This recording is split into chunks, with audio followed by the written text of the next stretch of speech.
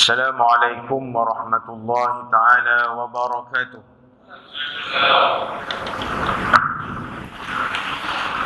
Bismillahirrahmanirrahim. Alhamdulillah. Alhamdulillahi hamdan katsiran tayyiban mubarakan fihi. Mil'us samawati wa mil'ul arda mil'a ma syi'ta min syai'in ba'd. Adada ma hamidaka hamidun wa adada ma ghafala an dzikrikal ghafilun. Wa sallallahu ala sayyidina Muhammadin al-Mustafa wa syafi'ina wa zukhrina wa qudwatina wa uswatina maulana sayyidina Muhammad ibn Abdillah wa rasulillah wa ala alihi wa sahbihi wa man wala. فقال الله تعالى قالوا سبحانك لا علم لنا إلا ما علمتنا إنك أنت العليم الحكيم اللهم فقهنا في الدين وعلمنا التأويل واهدنا صراط المستقيم واجعلنا من عبادك الصالحين ولا حول ولا قوة إلا بالله العلي العظيم. المكرم والمحترم أصحاب الفضيلة, tuan-tuan imam, pegawai-pegawai syarak, pengurusi dan seluruh jawatan kuasa masjid, pimpinan kampung dan masyarakat, tuan-tuan haji, puan-puan hajah, hadirin wal hadirat, muslimin wal muslimat, mudah-mudahan semuanya dirahmati Allah Subhanahu wa taala sekalian. Alhamdulillah.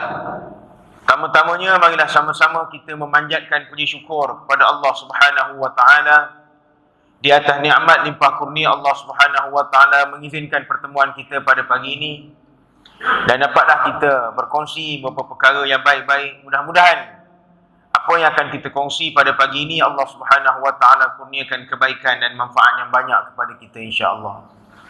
Dalam masa yang sama kita doa dengan Allah taala, mudah-mudahan Allah Subhanahu wa taala kurniakan kita kesihatan yang baik, jauh daripada penyakit, musibah, balak, wabak, mudarat, jahat manusia, jahat makhluk ghaib. Dan kita doa kalau ada di antara kita yang diuji dengan penyakit, semoga dikurniakan kesembuhan dan diberikan ganjaran yang baik atas sabar tersebut insya-Allah.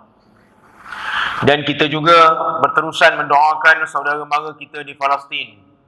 Mudah-mudahan Allah Subhanahu wa taala memberikan keselamatan, memberikan perlindungan, kegerunan musuh kepada mereka dan kemenangan kepada mereka, dan Allah Subhanahu wa taala kalahkan tentera-tentera kafir, dan Allah Subhanahu wa taala berikan satu bala ataupun musibah pada musuh-musuh Islam. Semoga orang lain jadi gerun, jadi takut dengan Islam insya-Allah.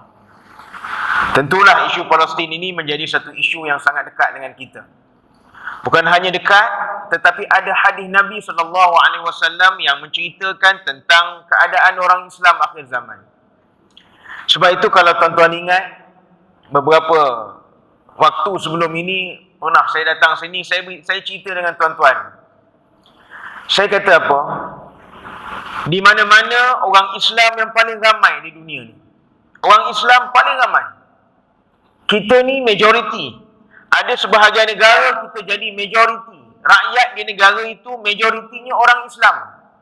Sebagai contoh Malaysia, populasi penduduk ada lebih kurang 30 juta lebih. 60% daripada penduduk orang Islam.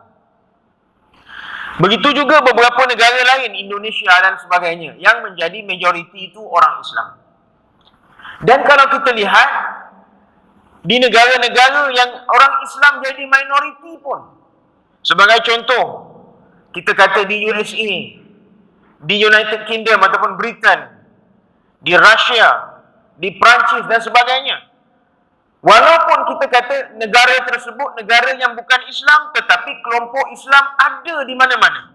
Sehingga kita berjalan kat mana-mana worldwide ni, kita akan jumpa kelompok orang Islam.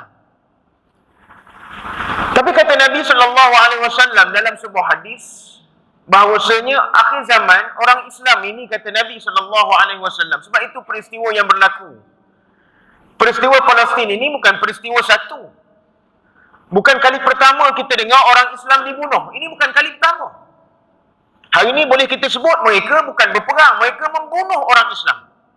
Kalau bom hospital itu bukan berperang, itu bunuh orang. Kalau bom sekolah itu bukan berperang, itu bunuh orang. Dan kalau kita lihat dalam rentetan sejarah sebelum ini pun, di mana-mana tempat orang Islam selalu terfitnah. Kalau kita pergi sebahagian negara, tuan-tuan, ada janggut pun tak boleh. Punya takut dengan orang Islam ni. Ada janggut tak boleh. Nak masuk beberapa negara, kalau ada bin pun tak boleh. Dia tahu ni orang Islam. Ada janggut pula. Orang Islam bukan hanya orang Islam biasa. Ini ada possibility jadi teroris.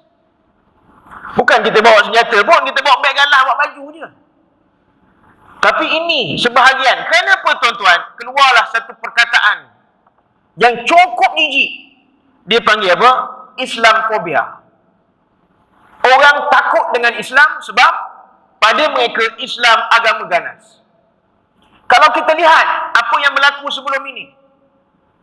Sebagai contoh di Rohingya, di Myanmar, orang Islam dibunuh. Siapa yang menjadi mangsa? Orang Islam. Apakah orang Islam pernah membalas? Kita tidak pernah membunuh orang agama lain di Myanmar.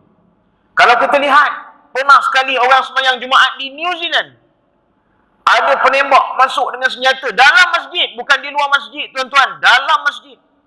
Tembak orang yang sedang sembahyang. Apakah orang Islam membalas? Kita tidak pernah membalas. Begitu juga kalau kita lihat di China. Satu puak nama dia Uyghur. Bila mana mereka ditekan kerana bukan salah apa pun, kerana mereka orang Islam. Tetapi kesimpulan yang dunia buat pada hari ini, Islam agama ganas. Begitu juga di Palestin hari ini. Apa salah yang berlaku kepada orang Palestin dan Hamas itu? Mereka tak buat salah apa? Mereka mempertahankan daulat tanah mereka. Mereka mempertahankan diri daripada dizalimi. Tetapi hari ini, sebahagian besar negara-negara kuasa besar sebut Palestin itu ataupun sebut Gaza yang dipimpin oleh kerajaan Hamas itu teroris, pengganas. Sebab itu ada hadis Nabi SAW. Nabi kata apa, tuan-tuan? Akhir zaman nanti, kata Nabi SAW. Akhir zaman. Orang-orang Islam akan dikerumun oleh orang-orang kafir yang datang daripada segenap penjuru. Sebagaimana orang lapar yang kerumun dulang makanan. Nabi sebut dalam hadis. Dan kita cukup bimbang. Inilah yang dinyatakan oleh Nabi SAW. Kata Nabi, akhir zaman nanti, orang-orang Islam akan dikerumun oleh orang-orang kafir. Sebagaimana orang-orang lapar kerumun satu dulang makanan. Qas'atiha. Qas'ah. Orang yang belajar di Arab ataupun biasa pergi tanah Arab, bila sebut qas'ah ni dia tahu. Yang ni lil yasar, dia kata apa? Lebih kurang sab'ah atau tis'ah nafar. Lebih kurang 6, 7, 8 orang boleh makan. Maknanya satu dulang. Bagaimana tuan-tuan orang lapar kerumun dulang makan? Macam mana? Teruk dah tak? Macam kita puasa kemudian buka puasa. Mungkin kita buat buka puasa di masjid. Makan pula dalam dulang. Kemudian kawan kita tu pula memang ada jenis kaki makan. Wah, kita bimbang tu. Dalam satu dulang makan 4-5 orang. Dalam lauk ada tak banyak. Lepas tu ada jenis kawan pula. Kawan yang memang boleh tahan lah selera makan dia. Kita duduk kat dulang tu. Macam mana kita standby nak terkam makanan. Macam itulah. Jadi orang Islam jadi lauk dikerumun oleh orang-orang kafir.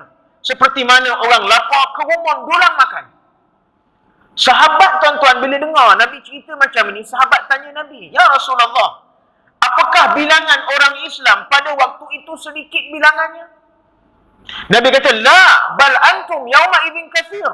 Tak, kamu orang Islam pada ketika itu sangat ramai, kata Nabi. Sahabat ingat tuan-tuan, orang Islam jadi lauk, jadi mangsa, jadi habuan makanan kerana orang Islam bilangannya sedikit. Nabi kata, "No.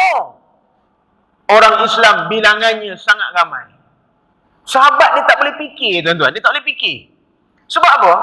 Nabi kata orang Islam ramai tapi jadi lauk. Di zaman sahabat, orang Islam tak ramai tapi musuh takut dengan mereka. Orang Islam di Madinah, sahabat-sahabat Nabi, bilangan tak ramai. Tetapi kuasa besar dunia ketika itu Rom takut dengan Islam, kalah pun. Parsi kuasa besar takut dengan Islam, kalah pun dalam perang. Zaman akan datang, kata Nabi, orang Islam ramai tapi musuh tak takut dengan Islam. Kata Nabi SAW, apa? Allah Ta'ala mencabutkan daripada hati-hati orang-orang kafir itu apa? Gerun kepada orang Islam. Orang kafir tak takut kita. Orang kafir tak takut orang Islam. Pasal apa tak takut, tuan-tuan? Kerana orang Islam tak ada apa yang boleh menggerunkan orang kafir. Kita, walaupun namanya Islam, hebatnya orang Islam ini, tuan-tuan, kita diikat, bukan diikat dengan pertalian darah. Kita diikat antara satu sama lain lebih daripada ikatan pertalian darah. Kita diikat dengan pertalian akidah. Walaupun lain warna kulit, tak pernah jumpa pun. Lain bangsa, lain negara, lain suku. Tetapi ikatan antara kita dan dia adalah ikatan akidah. Ikatan yang mengatasi segala ikatan. Maknanya kalau nak kira kuatnya kita ni, tuan-tuan, sehingga kita bukan lagi diikat dengan darah, kita bukan lagi diikat dengan talian saudara mara, tetapi kita diikat dengan talian akidah. Kuat. Itu dia. Tapi kata Nabi apa? Orang kafir tak takut dengan orang Islam. Pasal apa? Walaupun kita diikat dengan talian akidah, pertalian akidah itu, tapi orang Islam dipecahkan dengan kepingan-kepingan yang cukup banyak. Kita boleh bergaduh dalam apa isu pun, dalam kalangan orang Islam. Berbeza ideologi sedikit pun, sedikitnya. Ada pandangan, orang ni keluar pandangan begini, ustaz ni beri pandangan begini. Kita tak setuju dengan pandangan ustaz tu. Tak setuju, tak apa. Tapi yang kita jadi porak-peranda dengan satu dua pandangan, pasal apa? Sedangkan dalam agama, tuan-tuan, dalam agama, kecuali dalam bab akidah lah, dalam agama, kalau ada satu permasalahan, ditanya kepada 10 orang guru dan mendapat 10 jawapan yang berbeza, apa masalah? Tapi kita tak boleh. Sedangkan patutnya satu masalah ditanya kepada 10 orang guru, 10 guru memberi jawapan yang berbeza.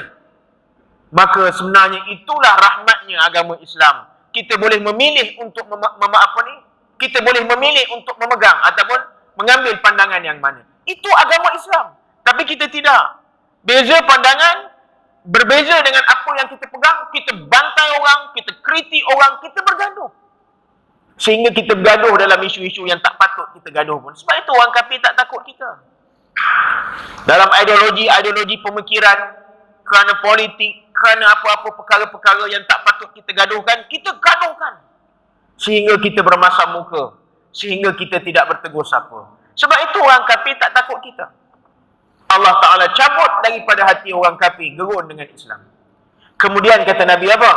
Allah Ta'ala meletakkan dalam hati-hati orang-orang Islam itu satu penyakit, kata Allah. Namanya penyakit itu apa? Penyakit Al-Wahnu. Penyakit wahan. Itu yang hadis Nabi cerita penyakit wahan ni. Apa dia penyakit wahan? Sahabat tanya Nabi, ya Rasulullah, apa dia penyakit wahnu ini? Maka Nabi kata apa? Penyakit Al-Wahnu, hubbud dunya wa karahiyatul maut. Cintakan dunia dan takut kepada mati. Ni penyakit ni. Cintakan dunia, takut kepada mati. Penyakit inilah yang menyebabkan musuh tak takut kepada kita. Sahabat Nabi, tuan-tuan, sahabat Nabi SAW, mereka tidak cintakan dunia dan mereka tidak takut dengan mati. Akhirnya dunia mereka pegang dan mereka tidak mati. Kita cintakan dunia dan kita takut mati. Akhirnya apa? Kita tidak memegang dunia dan kita mati. Kita. Sebab itu tadi Sahibul Fadilah Tuan Imam membaca surah dalam sembahyang, dan beberapa petikan ayat yang boleh kita ambil pengajaran yang cukup hebat. Dalam surah Al-Mulk, apa Allah Ta'ala sebut pada ayat kedua? Allazi khalaqal mauta wal hayat liyabluwakum ayyukum ahsanu amala wa huwal azizul ghafur. Satu ayat yang Allah Ta'ala nak beri peringatan yang cukup kuat pada kita. Baik itu Al-Quran ni, tuan-tuan, dia kena tengok makna. Bila tengok makna baru dia faham. Kalau tak tengok makna, tak ada apa yang kita dapat. Sekadar dapat pahala baca Quran itu. Tapi kalau kita tengok makna, kita menepati hadis Nabi menepati perintah Allah Ta'ala, iaitu Al-Quran itu bukan hanya dibaca, tetapi tadabbur, dia kata apa? Mengkaji apa makna ayat Quran tersebut. Allah Ta'ala kata apa? Allazi khalaqal maut wal hayat. Allah Ta'ala menciptakan kepada kamu apa? Khalaqal maut wal hayat. Kematian dan kehidupan. Tuhan cipta pada kita adanya hidup, adanya mati. Siapa yang pernah rasa hidup, dia rasa mati, kata Allah Ta'ala. Tanpa kecuali ini. Termasuk saya yang cakap dan tuan-tuan yang mendengar. Kita semua rasa hidup. Dan sampai masa kita akan rasa apa dia yang dikatakan mati itu. Rasa belaka, tuan-tuan. Jadi Allah Ta'ala jadikan hidup dan mati ini untuk apa? Liyabluwakum ayyukum ahsanu amala. Tuhan nak tengok di antara kamu yang diberikan kehidupan ini, siapa yang paling banyak mengerjakan amal soleh. Orang yang ada perasaan cinta dunia, takut mati, maka dia tidak menepati ayat ini. Allah Ta'ala kata apa? Dia fikir mati. Kan itu Allah Ta'ala cipta mati supaya kamu tahu kamu akan mati. Mati itu bagaimana keadaannya? Kalau kita tanya, semua orang takut mati, tuan-tuan. Takut mati. Takut. Walaupun dia dah hidup 80 tahun, dah puas dah hidup. Daripada zaman Jepun dia jumpa. Habis Jepun lari balik masuk Inggeris. Inggeris dia jumpa. Dia sekolah Jepun, sekolah Inggeris, sekolah Melayu, sekolah. Maknanya punya banyak lama hidup. Kalau tanya dia, pakcik dah boleh mati dah? Pakcik rasa nak mati dah? Belum lagi. Tak nak lagi mati dia, Tuhan. Tak nak mati. Walaupun dia dah jumpa 3 negara jajah dunia ni pun, dia tak nak mati lagi. Kenapa, tuan-tuan? Memang itulah kita. Liyabluwakum ayyukum ahsanu amala. Allah Ta'ala nak tengok di antara kita siapa yang banyak mengerjakan amal baik itu. Wa huwal azizul ghafur. Tuhan kata apa? Sesungguhnya Allah Ta'ala Maha Kuasa mengambil tindakan kepada sesiapa yang melampaui batas ketika mana hidup atas dunia. Wa huwal aziz al-ghafur. Dan Allah Ta'ala juga bersedia menjadi pengampun bagi mereka-mereka yang mencari Tuhan untuk meminta ampun kepada Allah Ta'ala.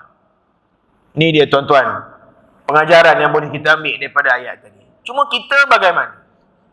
Cerita pasal mati, apa yang kita rasa? Suasana yang berlaku kepada orang Islam pada hari ini, apa yang kita rasa? Bila mana Nabi sebut kita memang terkena penyakit al-wahnu, apa yang kita rasa? Apa yang kita nak buat? Dan apa yang patutnya kita buat pada hari ini sebagai orang Islam? Maka masing-masing perlu ada tindakan. Maka masing-masing perlu ada sekurang-kurangnya satu action yang kita buat. Supaya apa? Supaya kita, Allah Subhanahu Wa Ta'ala terima sebagai orang-orang yang bertanggungjawab kepada agamanya, insya-Allah. Tuan-tuan dan puan-puan yang dirahmati Allah Subhanahu Wa Ta'ala, itu mukadimah. Hari ini cuti, tuan-tuan. Tuan-tuan pun lagi cuti, ramai nak pencin pun nak. Itu mukadimah, baru mukadimah, tuan-tuan. Baru nak masuk cerita pagi ni. Saya nak kongsi dengan tuan-tuan beberapa hadis yang mungkin sempatlah pagi ni. Mungkin sempat, insya-Allah, beberapa hadis. Dalam satu hadis Nabi SAW, Nabi menceritakan tentang golongan yang mendapat naungan Allah Subhanahu Wa Ta'ala. Ini hadis yang sangat popular yang biasa kita dengar pun. An Abi Hurairah radhiyallahu anhu, anin Nabi sallallahu alaihi wasallam qala: Sab'atun yuzilluhumullah fi zillihi yawma la zilla illa zilluh. Al-imamul adil wasyababu nasha'a bi'ibadatillah wa rajulun qalbuhu mu'allaqun fil masajid wa rajulani tahabba fillahi jitama'a alayhi wa tafarraqa alayhi wa rajulun da'athu imra'atun zatu munsibin wa jamalin faqal inni akhafullah wa rajulun tasaddaqa bi sadaqatin fa akhfaha hatta la ta'lama shimaluhu ma tunfiqu yaminuhu wa rajulun zakarallahu khaliyan fa fadat 'ainahu. Daripada Abu Hurairah radhiyallahu anhu, Nabi sallallahu alaihi wasallam bersabda, ada 7 golongan yang Allah Ta'ala akan menaungi mereka. Pada hari tiada naungan melainkan naungan Allah Subhanahu Wa Ta'ala. Kata Nabi sallallahu alaihi wasallam, ada 7 golongan Allah Ta'ala akan beri naungan. Apa maksud naungan ni tuan-tuan? Naungan ini maknanya Allah Ta'ala pelihara dia, Tuhan selamatkan dia. Di mana apa? Di mana akan sampai satu waktu semua manusia akan berada pada waktu itu, di mana Allah Ta'ala tidak akan memberi belah kesian kepada manusia melainkan 7 golongan ini. Ada waktunya tuan-tuan. Sekarang kalau kita cerita dengan nikmat yang kita telah dapati pada hari ini, makan yang kita makan hari ini, minum yang kita minum hari ini, ada ganjaran yang Tuhan berikan kepada kita, nikmat yang sedang kita tatapi pada hari ini, yang kita tatang pada hari ini. Kalau tuan-tuan tanya diri tuan-tuan secara personal lah, secara dalaman kita, tuan-tuan rasa kita layak tak mendapat nikmat yang kita sedang nikmati pada hari ini jika dibandingkan dengan apa baik yang kita buat pada Allah Ta'ala? Tuan-tuan jawab sendiri ya. Semua nikmat yang Allah Ta'ala beri pada kita pada hari ini, dengan anaknya, dan anak kita juga mendapat nikmat yang sama mungkin macam mana kita dapat. Bagaimana Allah Ta'ala beri kita cucu sebagai nikmat hidup, bagaimana Allah Ta'ala beri kita sihat. Ada dalam kalangan kawan-kawan kita yang sebaya dengan kita yang dah terbaring pun, malah ada yang dah meninggal pun. Dalam saat ini, kawan-kawan kita yang sakit, yang dah meninggal dunia, tapi kita masih sihat. Kita masih lagi ada umur. Kita masih lagi meniti nikmat-nikmat yang lain yang Tuhan beri pada kita. Tuan-tuan cuba tanya diri masing-masing. Layak ke aku ni menerima segala nikmat ini kalau nak dibandingkan dengan kerja baik yang aku buat kepada Allah Subhanahu Wa Taala? Tu bayanglah tuan-tuan. Dengan sembahyang kita, apakah sembahyang kita melayakkan kita mendapat nikmat ini? Sembahyang-sembahyang sunat kita, apakah sembahyang sunat yang kita buat pada hari ini melayakkan kita mendapat nikmat yang sedang kita nikmati hari ini? Apakah puasa yang kita buat, bukan puasa wajib, puasa sunat yang kita buat, berapa bilangannya? Melayak tak kita dapat nikmat yang kita sedang nikmati pada hari ini? Ini tanya diri masing-masing tuan-tuan. Kemudian kata Nabi apa? Ada 7 golongan Allah Ta'ala beri naungan. Pada hari Tuhan tak pandang manusia dengan kesian. Atas dunia, jahat macam mana pun, Tuhan tak tahan udara untuk dia. Atas dunia, kita jahat macam mana pun, Tuhan tak tahan rezeki untuk kita. Orang yang tak sembah Tuhan pun, Tuhan beri dia macam-macam. Tapi ingat, akan sampai satu waktu, walaupun orang ini menangis air mata darah pun, walaupun dia merintih sebanyak mana pun, hari itu Tuhan menarik segala sifat rahmat Tuhan. Tuhan menarik belah kesian Tuhan, kecuali kepada 7 golongan, kata Nabi. Yang pertama apa? Al-Imamul Adil, pemimpin yang adil. Pemimpin yang adil ini bukan hanya pemimpin masyarakat. Itu dalam konteks yang makro. Dalam konteks mikro, kita pemimpin keluarga. Apakah kita adil pada keluarga kita? Adil itu bukan maknanya kita beri sama banyak. Ini kena faham. Adil itu meletakkan sesuatu kena pada tempatnya, maka itulah keadilan. Termasuklah adil seorang ayah itu, adil seorang suami itu, bukan hanya memberikan makan dan pakai pada anak dan isteri, tetapi jangan lupa memastikan mereka selamat daripada api neraka. Itu adalah tanda keadilan seorang bapa dan suami. Ingat tu. Kita jadi bapa, jadi suami ni, nak jadi bapa dan suami yang adil, pemimpin yang adil itu apa? Bukan hanya kita beli sate petang-petang, bukan bawa naik motor pergi makan lontong je pagi-pagi. Kita rasa kita suami yang bagus sangat dah. Rasanya kita seorang bapa yang bagus dah. Anak kita tak pernah tak cukup duit belanja. Kita rasa itu menunjukkan kita seorang bapa dan suami yang bagus. Sedangkan Allah Ta'ala kata apa? Allah Ta'ala sebut dalam Quran, apa Tuhan sebut? Selamatkan diri kamu. Qu anfusakum wa ahlikum nar. Selamatkan diri kamu dan keluarga kamu daripada api neraka. Maka itulah keadilannya. Maka nak memastikan isteri kita, anak kita selamat daripada api neraka. Dengan apa? Dengan ilmu. Dan memastikan mereka beramal dengan ilmu mereka. Maka itu tanggungjawab kita. Beri tuan-tuan. Kalau kita tak boleh nak beri ilmu pada anak kita, pada keluarga kita, maka bawa mereka ke tempat-tempat yang boleh dapat ilmu. Jangan tinggalkan mereka. Bawa mereka. Kenapa? Kerana kita nak menunaikan tanggungjawab kita sebagai seorang bapa dan sebagai seorang suami dalam konteks memberikan ilmu kepada mereka. Itu yang pertama. Yang kedua, kata Nabi SAW, golongan yang mendapat perlindungan dan naungan daripada Allah Ta'ala. Yang kedua siapa? Wasyababu nasya'a bi'ibadatillah. Pemuda yang membesar dan beribadat kepada Allah Subhanahu Wa Ta'ala. Allah Ta'ala kata apa? Nabi kata apa? Allah Ta'ala beri naungan, memberi keselamatan, memberi rahmat kepada siapa yang kedua? Pemuda, orang muda. Orang muda yang hatinya terpaut ataupun beribadat kepada Allah Subhanahu Wa Ta'ala. Dia membesar dalam konteks dia jadi orang soleh. Dia bukan hanya soleh kepada manusia, tapi kepada Allah. Hadis ni tuan-tuan, Nabi sebut begitu. Supaya apa? Supaya beri kesedaran. Ini hadis ni tuan-tuan, lebih kurang makna dia apa? Pukul anak, sindi menentu. Ni kata-kata ni. Pukul anak, sindi menentu. Ni cerita dia. Allah Ta'ala, Nabi nak beritahu kita apa? Orang muda yang beribadat, Allah Ta'ala beri naungan pada dia. Kalau orang muda pun beribadat, apatah lagi orang tua. Tu Nabi nak sebut. Orang tua ataupun manusia yang beribadat kepada Allah Ta'ala. Dia membesar dan beribadat kepada Allah Subhanahu Wa Ta'ala. Dia jaga perintah Allah. Semayang dia jaga, tuan-tuan. Semayang dia jaga. Amalan sedekah dia jaga.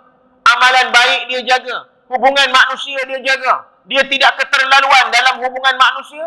Dia tidak juga keterlaluan dalam hubungan-hubungan yang lain.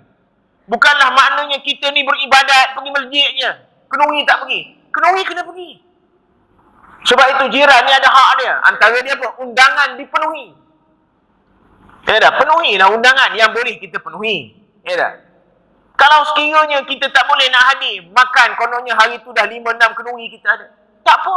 Kita hadir, hantar duit je lah sekarang budaya kita kan. Orang-orang kenuri, kita datang hantar duit. Menghadiri undangan itu satu benda yang sangat dituntut oleh agama. Kemudian kata Nabi SAW, wa rajulun qalbuhu mu'allaqun fil masajid. Insan yang hatinya terpaut dengan masjid. Dalam hadis ni Nabi sebut manusia yang terpaut hatinya dengan masjid. Bukan hanya orang lelaki, orang perempuan pun sama. Sama. Hati dia rasa kalau semayang kat rumah dia jadi tak syok. Tak syok. Tak syok. Ada orang tuan-tuan, dia, ini kadang-kadang saya sebut, minta maaf lah. Kadang-kadang kita kata, dalam isu Palestin ini, kita bukan main lagi ke depan kita. Solidariti segala tunjuk perasaan kita pergi. Tapi masjid tak pergi. Ini kadang pelik juga ni. Bukan main lagi, bergedegur-gedegur kita marahkan Israel. Laknat Israel, laknatullah. Hancur Israel. Dia tak sedar, dia tak datang masjid tu, dia sedang menghancurkan diri dia. Masjid kena jaga. Nabi SAW, kalau tidak, masakan Nabi SAW memerintahkan, pernah Nabi sampai nak bakar rumah orang yang tak datang sembahyang di masjid. Takkan begitu serius Nabi, tuan-tuan? Kalau benda itu amalannya kecil-kecil. Takkan Nabi sampai nak bakar rumah orang. Makna orang yang hati dia terpaut dengan masjid, ya, mungkin susah sedikit. Dia kena bangun awal pagi, dia kena pergi masjid. Orang lain boleh tidur lena, tak perlu mandi, dia kena mandi. Dia kena pakai baju untuk dia pergi masjid. Kena start motor, dia kena rendah sejuk. Mungkin. Tapi ingat, susah yang dia sedang, susah yang sedang dia laksanakan pada hari ini. Akhirat nanti, Allah Ta'ala naung dia, tuan-tuan. Jangan peliklah nanti ada kawan kita yang dinaungi, tapi kita tak dapat naungan. Pasal apa? Pasal kita tidak mengambil peluang ini. Ada orang, tuan-tuan, sebab itu kadang-kadang Allah Ta'ala beri kita sihat. Kita jaga masjid elok-elok. Orang yang sakit, orang yang terbaring, orang yang terlantar di rumah, kalau tanya mereka, bagaimana mereka rasa dan berkehendaknya untuk beribadat di masjid. Kita ada nikmat ibadat di masjid, Masya Allah. Hebat kita ni, tuan-tuan. Kemudian kata Nabi SAW, siapa golongan yang berikutnya? Wa rajulani tahabba fillahi tama'a alaihi wa tafarraqa alaihi, kata Nabi. Dua insan yang berkasih sayang kerana Allah. Mereka bertemu dan berpisah kerana Allah Subhanahu wa ta'ala. Orang yang menjaga silaturrahim kerana Allah Subhanahu wa ta'ala. Sebab itu, tuan-tuan, kata Nabi SAW, dalam satu hadis. Nabi kata apa? Ada sahabat tanya Nabi SAW. Nabi kata setiap orang Islam kena sedekah. Nabi sebut hadis. Setiap orang Islam kena sedekah, kata Nabi. Sahabat tanya Nabi, ya Rasulullah, bagaimana kalau dia tak mampu? Maka kata Nabi apa? Dia perlu bekerja kuat supaya dia mampu menjadi orang yang bersedekah. Sahabat tanya Nabi, kalau dia tak mampu, Nabi kata semua orang Islam kena sedekah. Dia kata kalau orang ni tak mampu macam mana? Maka Nabi kata apa? Kalau dia tak mampu nak sedekah kerana dia tak ada harta, maka Nabi kata apa? Dia perlu bekerja kuat supaya dia boleh kumpul harta, dan harta yang dia ada, dia boleh sedekah, kata Nabi. Kemudian sahabat tanya, kalau dia tak mampu ya Rasulullah, bagaimana? Memenuhi keperluan orang yang datang kepada dia, yang minta tolong dengan dia, dia tolong orang itu. Kalau dia tak mampu nak bekerja, cari duit untuk sedekah, Nabi kata apa? Kalau ada orang datang membawa satu keperluan dan hajat kepada dia, maka dia penuhi hajat orang itu. Penuhi hajat ni bukan bagi duit je tuan-tuan, bukan makan je. Kita beri orang datang dengan masalah. Contohnya orang ni tension, orang ni stres. Kita tunjuk muka senyum, kita beri tenang pada dia, kita beri nasihat yang baik-baik. Itu juga menepati hadis Nabi SAW. Kata Nabi, sahabat tanya lagi, kalau tak mampu ya Rasulullah macam mana? Nabi kata apa? Maka cakaplah yang baik-baik dengan saudara mara kamu, cakap yang baik-baik. Ini Nabi nak tunjuk pada kita, menjaga silaturahim, menjaga hubungan dengan saudara mara kita, dengan jiran tetangga kita, dengan kawan-kawan kita, orang-orang yang dekat dengan kita jaga. Maka kata Nabi SAW adalah suatu ibadat yang sangat dituntut, dan kalau dia bertemu dan berpisah kerana Allah, orang ini mendapat naungan pada hari kiamat.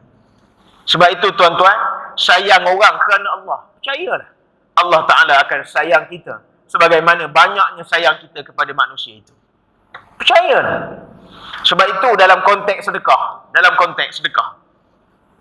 selalu kita salah faham dalam konteks sedekah.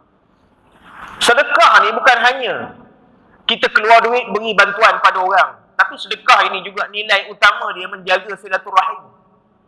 Jaga silaturahim. Bila kata sedekah ini jaga silaturahim, sedekah yang paling afdal kepada siapa tuan-tuan? Sedekah yang paling utama, paling baik, kepada siapa? Sedekah yang paling baik. Tuan-tuan ada duit banyak kan? Jadi nak sedekah ni, duit kita ni kepada siapa dulu? Siapa?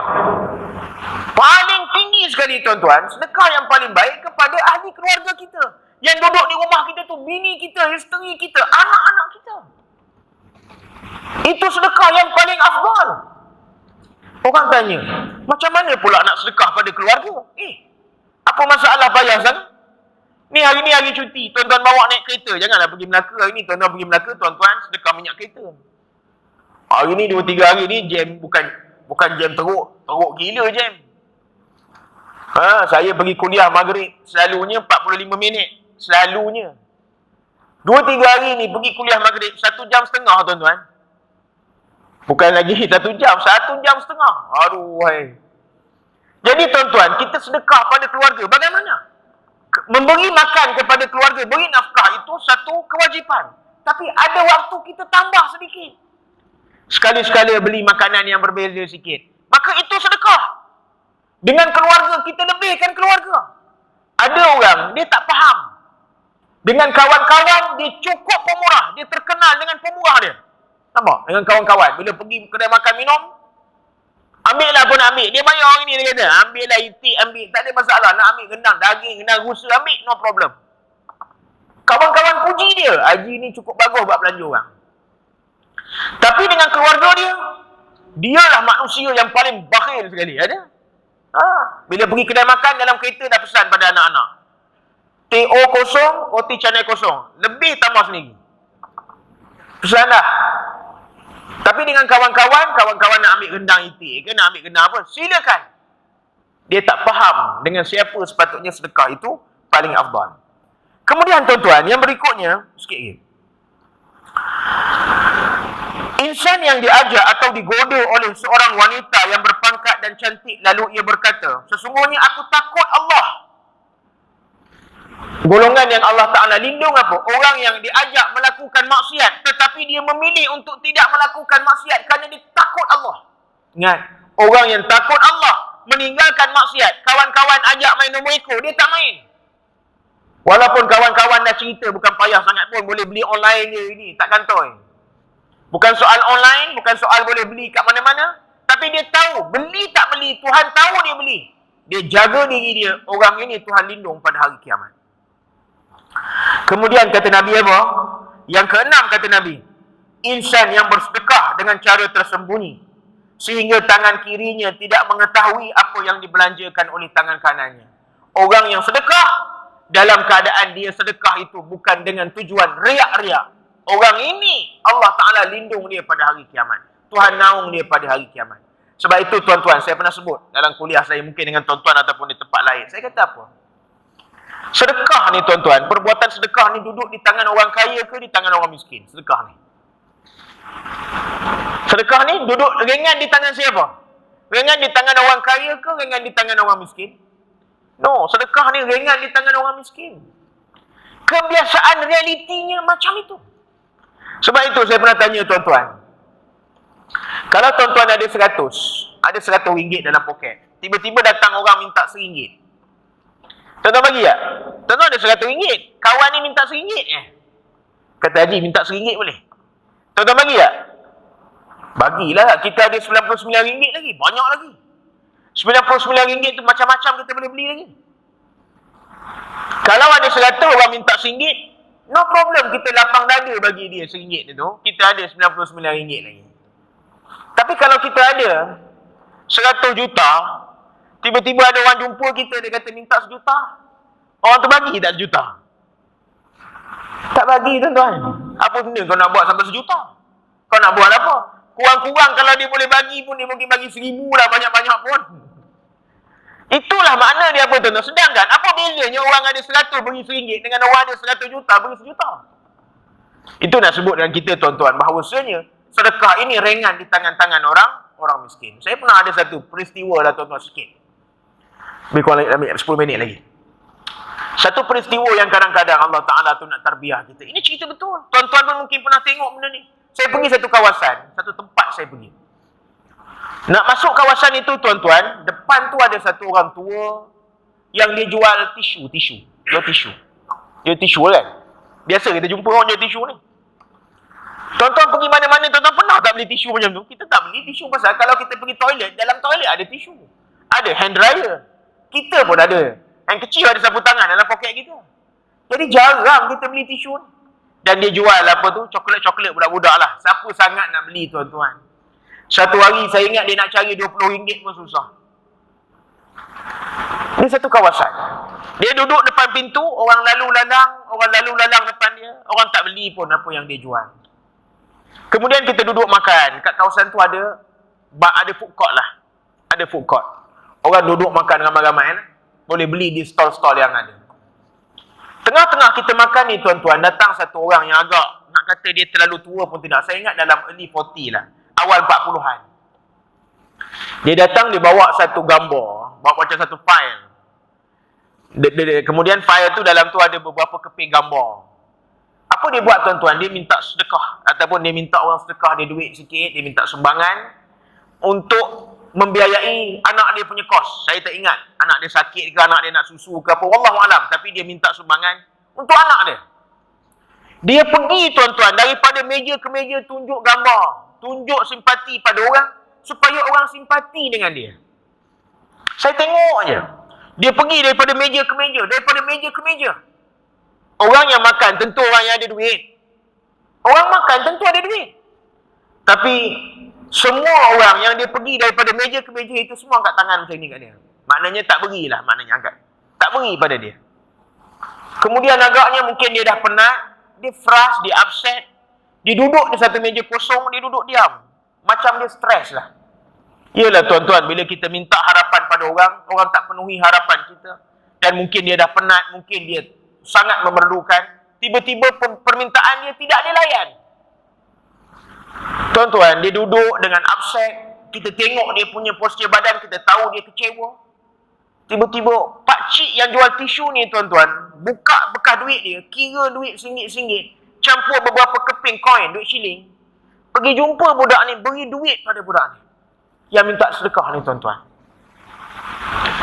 Apa yang kita perasan dalam cerita ini? Kita kata tuan-tuan, yang makan, yang berkemampuan tidak memberikan sumbangan pada orang ini, tetapi yang susah, yang sama-sama susah dan sama-sama mencari keperluan, memenuhi orang yang lebih memerlukan daripada dia. Dan pakcik ni lapang dada, dia senyum je bagi, tanpa hati berat pun. Apa yang kita rasa tuan-tuan? Kita boleh makan sampai 12-13 ringgit satu mil, satu kali makan, tapi kita tak boleh memenuhi orang. Ini yang disebut hadis, orang yang sedekah, dia jaga sedekah dia, dia tidak riak dengan sedekah dia, dia ikhlas betul nak tolong orang. Orang ini Tuhan tolong naung dia pada hari kiamat. Ingat ni tuan-tuan. Sebab itu jangan biarkan tangan manusia yang menadah meminta sesuatu daripada kita, tangan tersebut tidak terisi dengan apa-apa. Jangan. Sebab itu kata Nabi apa? Man la yarham la yurham. Siapa yang tidak menunjukkan rahim kepada manusia, Tuhan tak rahim dengan dia. Rahim itu apa? Termasuklah kita mengharapkan Allah Ta'ala menerima doa dan permintaan kita.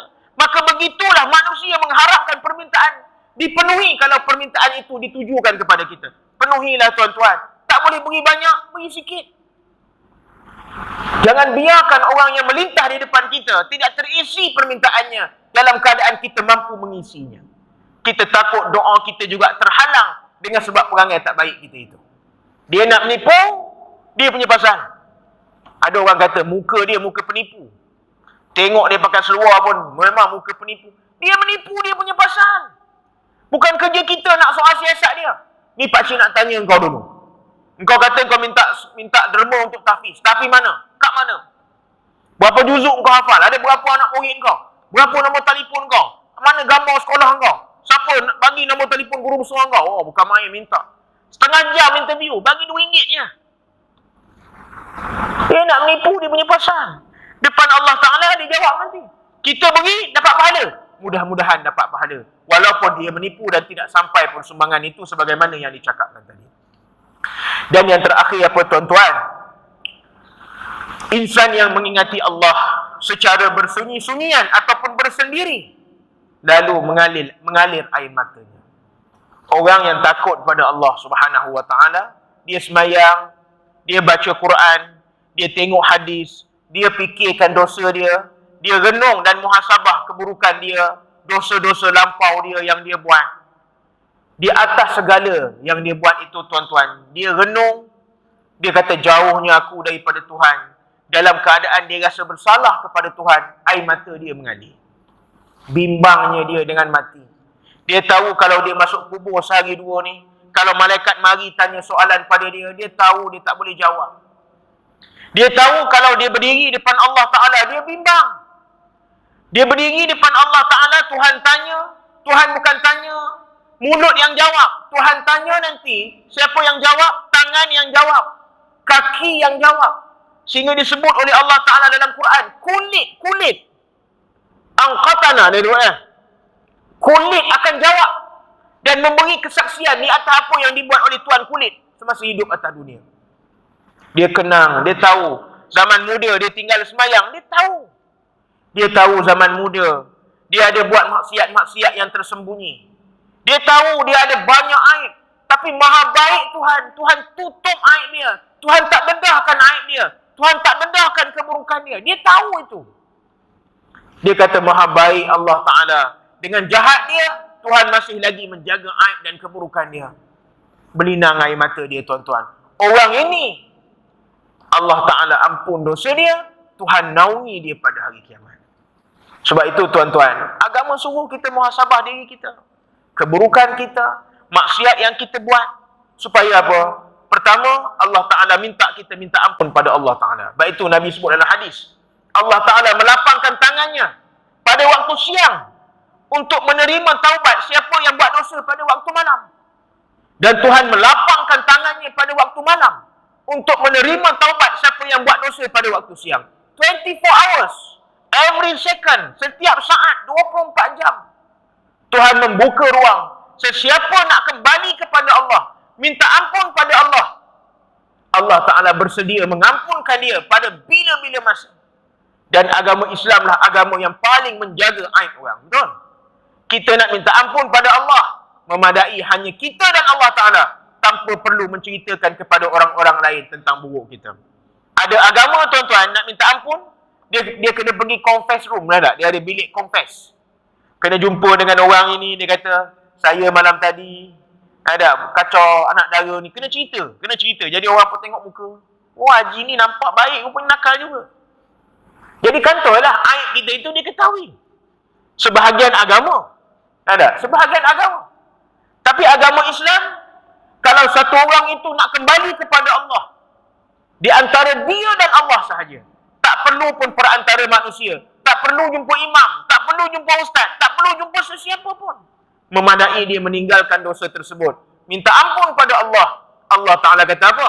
Satu hamba yang menadah tangan minta ampun pada aku, tiba-tiba aku tak ampunkan dia, maka satu benda yang mengaibkan pada Allah Ta'ala, dalam keadaan Tuhan boleh mengampunkan dia. Maka ampun, minta ampun pada Allah. Mudah-mudahan kita termasuk.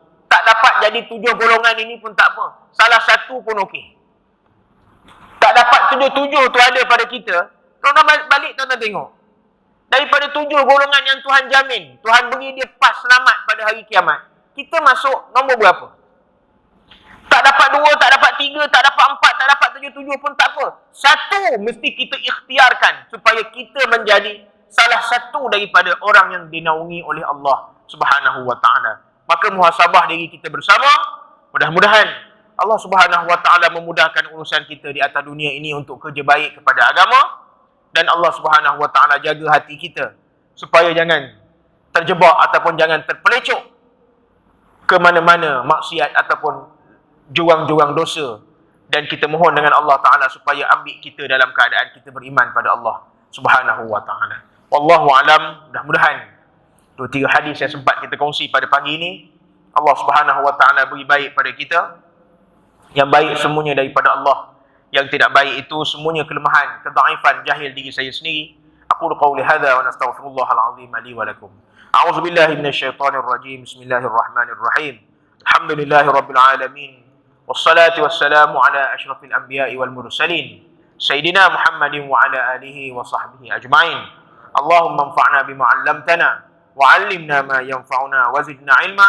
Allahumma ij'al jam'ana jam'an marhuma وتفرقنا من بعده تفرقا معصوما ولا تجعل فينا ولا معنا ولا من يتبعنا شقيا ولا محروما ولا مطرودا اللهم انصر الإسلام والمسلمين والمظلومين والمستضعفين والمجاهدين في فلسطين وفي غزة وفي كل مكان وفي كل أرض وفي كل زمان يحارب فيها الإسلام وارفع راية الإسلام على العالمين اللهم افعل بجنود إسراء الظالمين المعتدين المتكبرين وأشياعهم وناصرهم كما فعل بأصحاب الفيل بحق قولك ترميهم بحجارة من سجيل فاجعلهم كعصف مأكول اللهم ربنا آتنا في الدنيا حسنة وفي الآخرة حسنة وقنا عذاب النار اللهم اختم لنا بحسن الخاتمة ولا تختم علينا بسوء الخاتمة وصلى الله على سيدنا محمد وعلى آله وصحبه وبارك وسلم